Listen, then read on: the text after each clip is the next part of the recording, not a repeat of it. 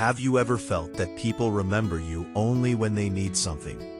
Have you ever given up your sleep, your comfort, your plans, and your peace just because someone needed your help? And then, the moment their work was done, they forgot about you. If this has ever happened to you, then this story is for you. Because sometimes, life teaches us its biggest lessons through the very people we care about the most. In a small town surrounded by green fields and quiet old houses, there lived a man named Ravi. The whole town knew him. If someone's bike broke down on the road, people would say, "Call Ravi, he'll fix it." If someone needed help lifting heavy things, they would knock on his door and say, "Ravi bhai, can you help for a moment?" If someone felt lonely and just needed someone to talk to, they would go straight to Ravi's house. And Ravi, he never said no. He always smiled and said, yes, I'll come." He believed that helping others was the true sign of being a good person. People praised him for it. But slowly, without even realizing it, Ravi's life was no longer his own. His house was always messy. His small garden had half-dried plants. The window glass had been broken for months. Rainwater leaked through his roof. His own problems kept increasing. But what was Ravi doing? He was running all over the town, solving everyone else's problems. Every night he returned home exhausted. His mother would look at him and softly say, "Ravi, my son, you help everyone, but when you need help, why does no one come for you?" Ravi would simply smile gently and reply, "Mother, one day people will remember my kindness." But that day never came. One evening, the sky suddenly turned dark. Strong winds began to blow. People started gathering the things outside their houses. A storm was coming. Ravi also ran out of his house, but not to save his own home. He ran to his friend Suresh's house. Suresh had tools and machines lying outside. Both of them hurriedly moved everything inside. But at the same time, Ravi's own garden was left open. His chairs were outside.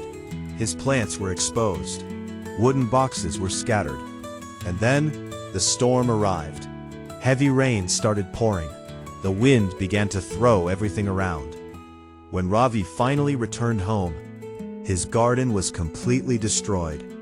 He sat down on the stairs. Rain was dripping from his face. He silently looked at the broken plants and scattered mud. Just then his mother came and placed a towel on his shoulder. She said softly, "Today you saved everyone else's things, but you lost everything of your own." That day, something inside Ravi's heart broke. The next morning, Ravi went to meet an old man who lived on the edge of the town. His name was Shastriji. People believed he was very wise.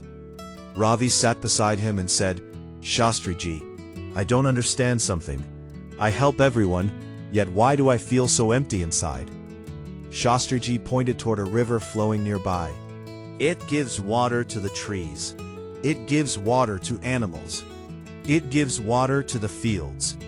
But if it rains too much, and the river forgets its limits, what happens?" Ravi replied, "Then a flood comes, and everything gets destroyed." Shastriji smiled. "Exactly. Kindness without boundaries starts harming you. You are a good man, Ravi, but you have no limits. You run for everyone, but never for yourself." Then he said, "For the next 7 days, do one thing. Whenever someone asks for help, don't say yes immediately. First ask yourself, will this take away my peace? Will this take away my important time? If the answer is yes, then say, not today." The next afternoon, Suresh came running. "Come quickly. I need help lifting a heavy box." Ravi looked at his broken fence, which had been damaged for months. For a moment, he felt like saying yes again. But he took a deep breath and said, "Suresh, not today. Today I need to finish my own work." Suresh was shocked. "You are refusing?" Ravi nodded, and that day for the first time, he fixed his broken fence. And after many months, he felt proud of himself. Slowly the days passed. Ravi stopped saying yes to every small request. He repaired his garden. He cleaned his house. He started making time for himself. And then, something strange happened. People began respecting him more than before. Suresh started solving his own problems. Neighbors stopped calling him for every small thing. And Ravi? He felt calmer and happier than ever. One day, Shastri Ji came to visit his house.